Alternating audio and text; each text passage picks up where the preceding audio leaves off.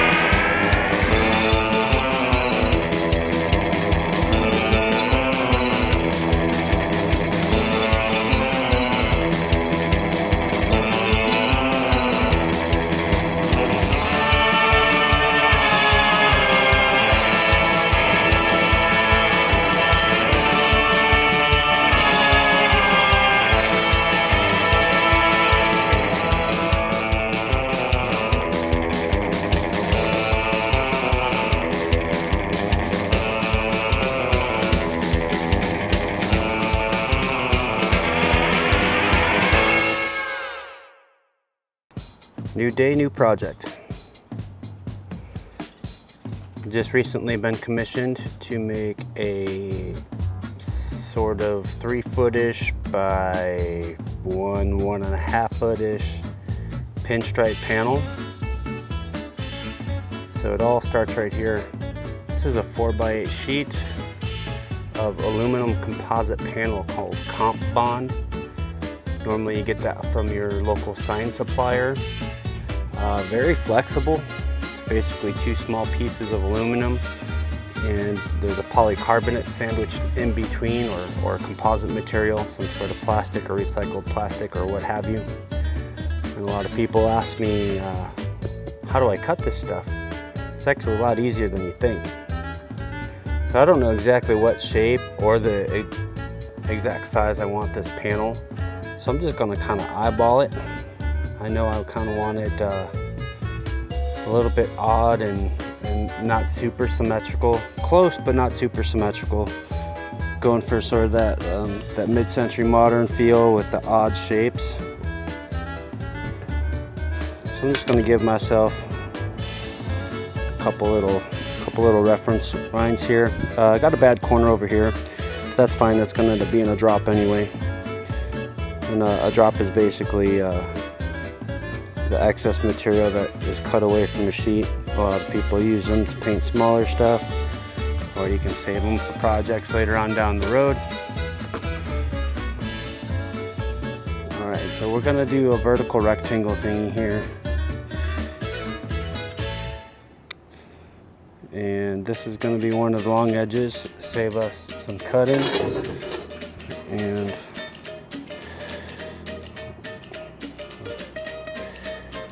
I think something like that's probably pretty good.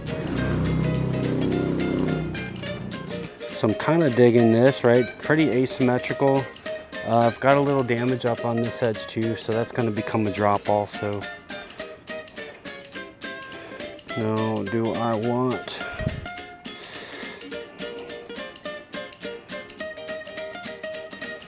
to follow this line, or do I want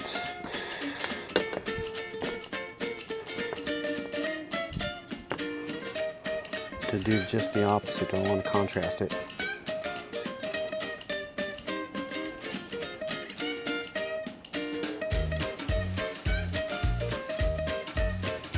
Let's see, what do I think looks better here?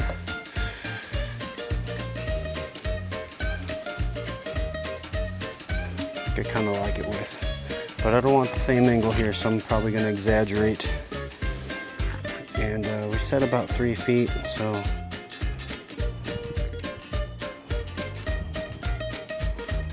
that's probably close enough.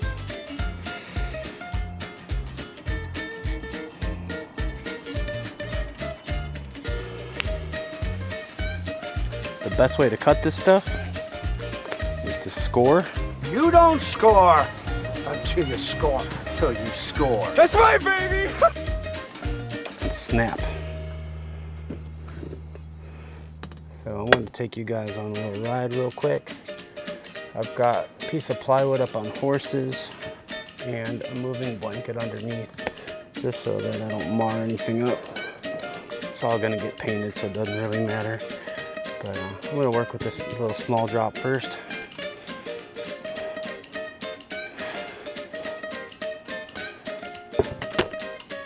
So I'm gonna just take this little T-square, and nothing crazy fancy, man. Just a couple little hand clamps to hold it in place, so you don't slip out and relieve yourself of having 10 digits.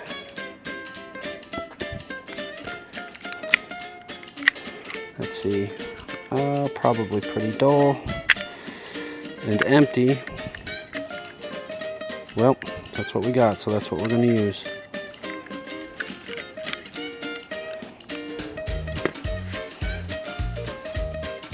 And you don't have to score the shit out of this thing, just lightly. You just need to give it a stress point, so when you flex it, it'll snap. And only on one side. So that's one pass.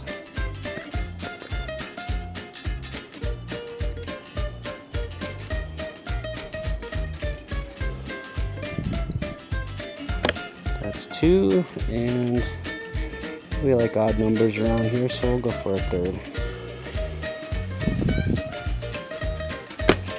Alright, so you just give it a little flex. Get this to the edge so we have something to pry on. And I'm only going to show you this once. Look at that. Bam.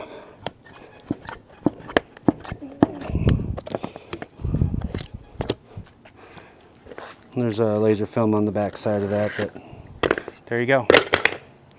Pretty sweet, huh? All right, I'm gonna zip through this.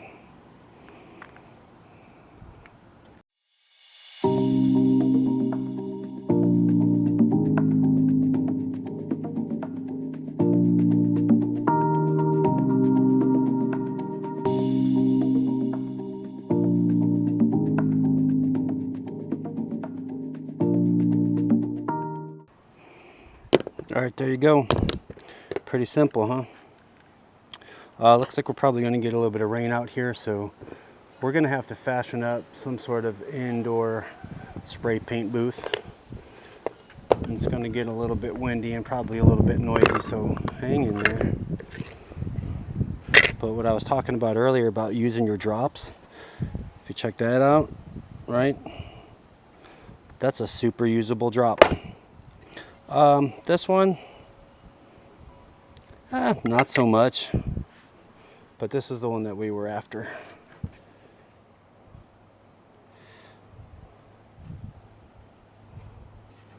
Right, so the stipulations were about 3 feet by about 1.5 feet. So let's see, top peak to bottom peak. 3 feet's 36, or about 39 inches, but I'm okay with that. And then the biggest width here is 16 inches. So I think that's pretty spot on. I think it's gonna be cool. Plus we're gonna put a border on this thing, so that's gonna eat up some usable space. What type of border? I don't know yet.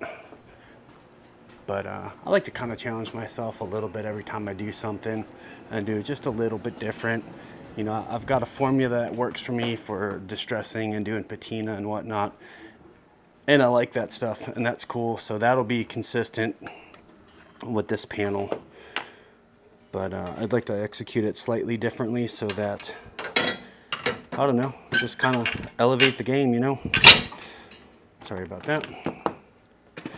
But just do something a little bit different every time.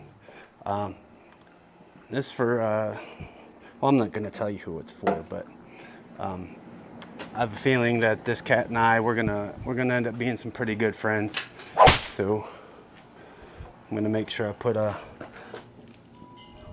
lot of love into everything that I give this guy. And if you're smart and you've been paying attention, he could probably really figure out who it's for.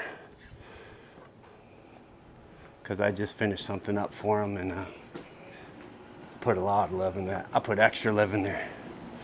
I put a double heaping scooping of extra cool love in that one. But all right, I'm gonna figure out how to fashion up a little spray booth in here so I can get this thing scuffed and primed. And I'll get back to you here in a second.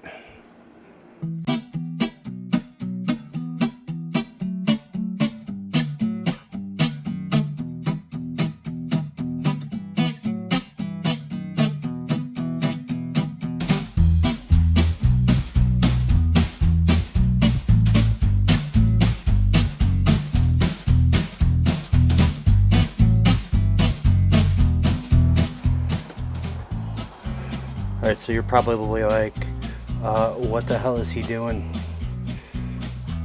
So this Alumicore, I call it Alumicore. I'm sure it's got different names or whatever. Anyway, this one happens to come in gloss. I bought like 4 sheets of this a few years back because I was going to redo my shop signs with it. And then I soon learned that I didn't like the way that the paint would flow out on it. So I didn't use it. I ended up going with some signboard. Anyway, you can buy this stuff in a matte finish, which would be ideal. But since I'm gonna paint over it anyway, so I can work my patina magic, it doesn't really matter. So I'm just scuffing everything in a uniform manner so that my primer grabs. And then I'll do the same thing to the primer so the paint will grab.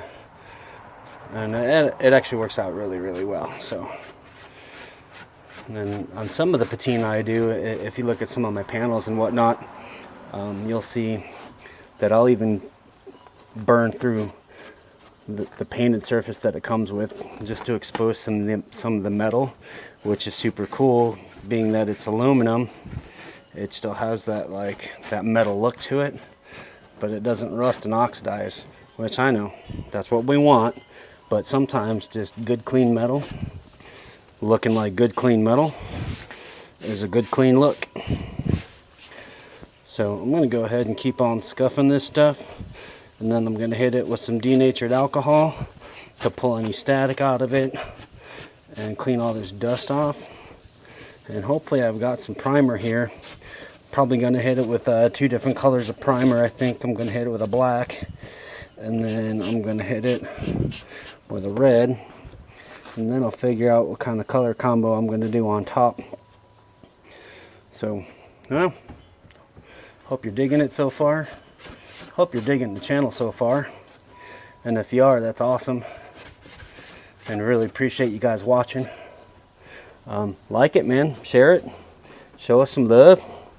Let's grow this thing.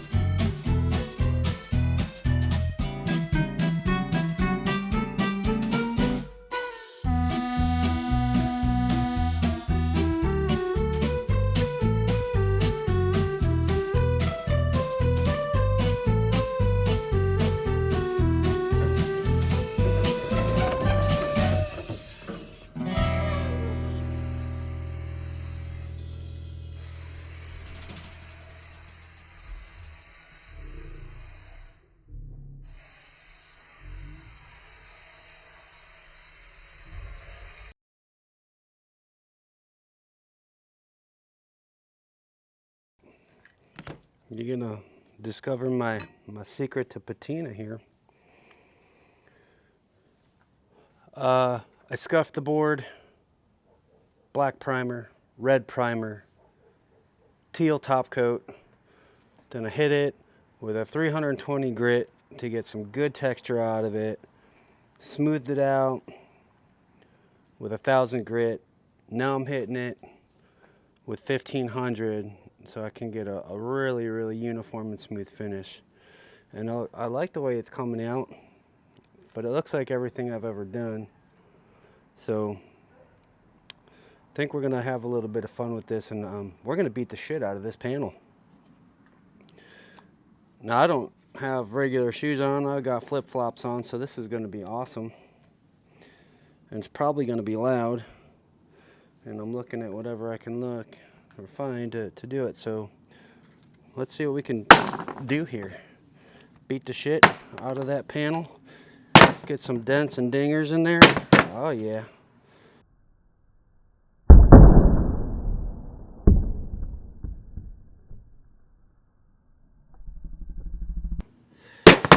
Oop. And my daughter's up in her bedroom sleeping because she doesn't feel good, so I'm sure making all this noise is awesome. Oh, look at there. You know, when you're driving down the road and you get those little paint chips in front of your car because somebody threw up a rock? Well, this might be a little bit big, but hey man, whatever. Maybe I just drive behind bigger trucks. Give that a little table hockey here.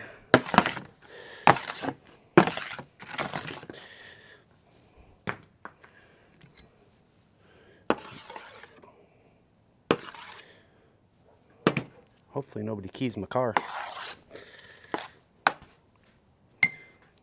And let's throw one more on there for good measure.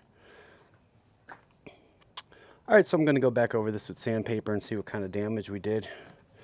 And get all this crap out of the way.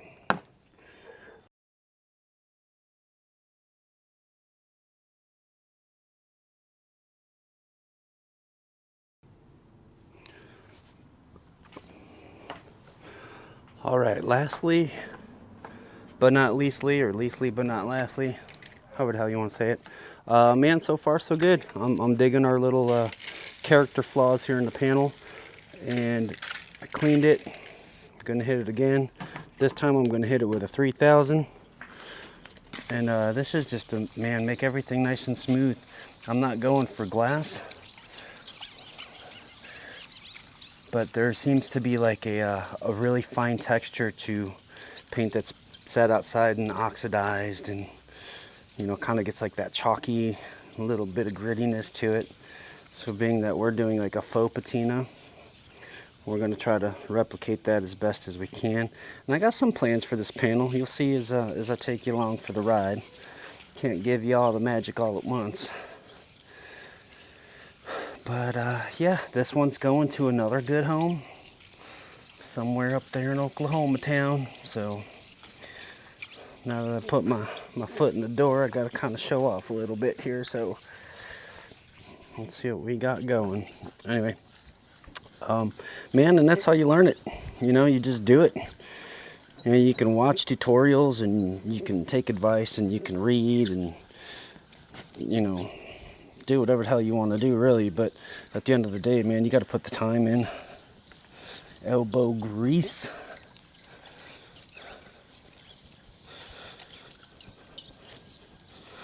And what I'll do is I'll clean this up here in a minute. Once I feel I've put adequate sweat equity into this, and I'll go check it out in the sunlight and see if I see a bunch of swirls or sand marks. And that's really what I'm trying to get out right now with the 3000. Like I like the heavy textures, but I don't want it really to look like I made it happen. But you know, that's only going to get us so far. But for some reason, man, I feel like I want to watch The Karate Kid now.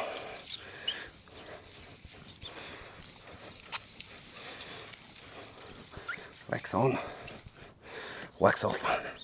Wax on, right hand. Wax off, left hand. At least not this one.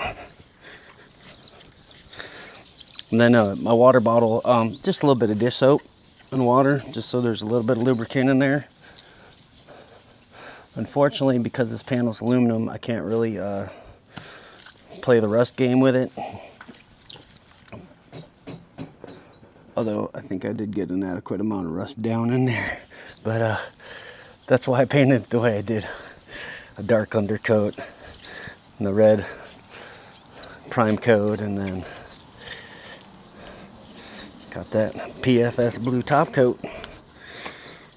You don't know what that PFS blue is, then you have not been paying attention, and you probably don't deserve to know. Now as I go through this, I'll see spots that maybe I feel are a little light, or I want some more of that base coat to come through. So I'll focus a little bit more attention on there, put a little bit more pressure in there. You know, patina doesn't necessarily happen in a uniform pattern, at least on a flat panel anyway. You know, if you're talking like on the car, it's always going to be the roof and the top sides, like the tops of the fenders and the hood and the trunk lid and all that stuff. So I'm going for like a, I don't know, sort of like a visual balance.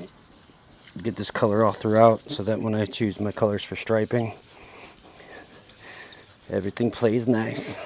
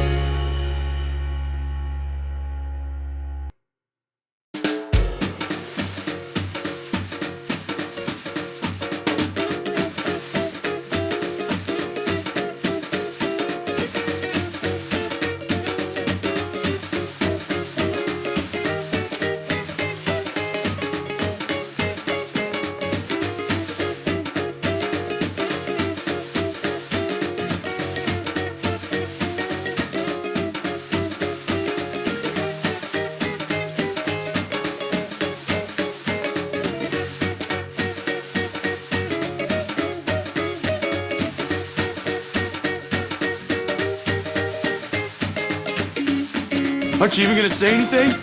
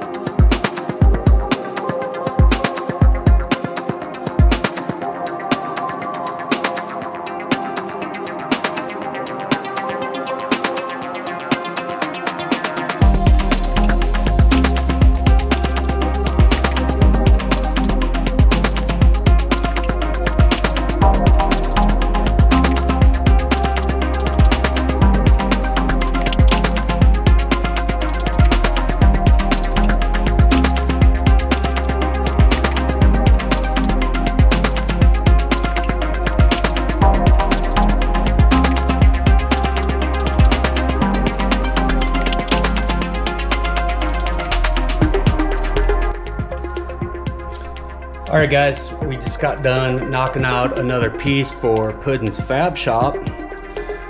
That dude's totally rad and commissioned me to do some stuff for him, so man, of course. Anyway, I've been working on this panel for him. It's got a couple tricks in it, some gold leaf and some other things. Patina, of course, gotta have patina. And I got kind of to like a sticking point. One of the colors that I laid down, my second color, was a little bit too close to the panel color and it got lost in the design. So I sat on it for a little while to try to figure out what I wanted to do to fix it. So I came up with highlights. Why not? Anyway, I'm super stoked on it. I totally dig it. I hope he totally digs it. It kind of has like the same patina that Edna has, so if you guys don't know who Edna is, it's his international travel wall. But check it out.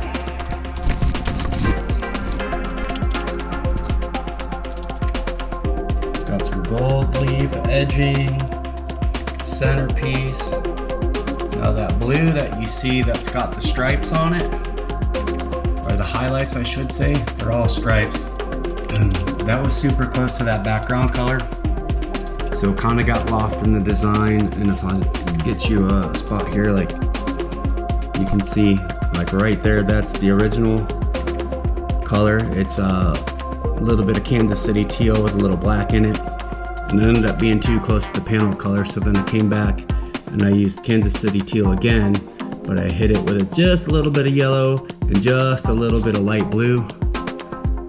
And man, it stands out now, so I dig it. I think he will too. Thanks for watching.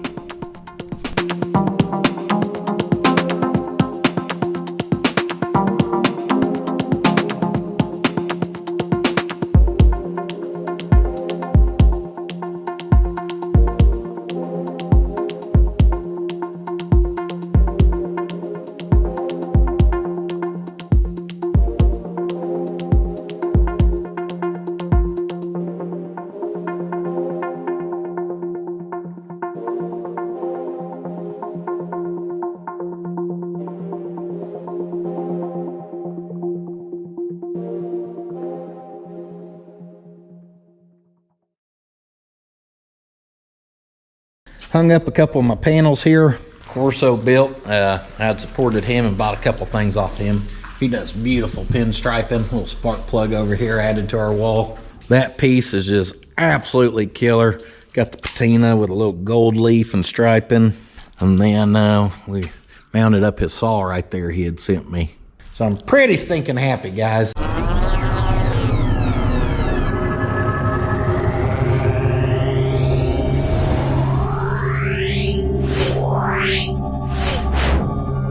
Meow.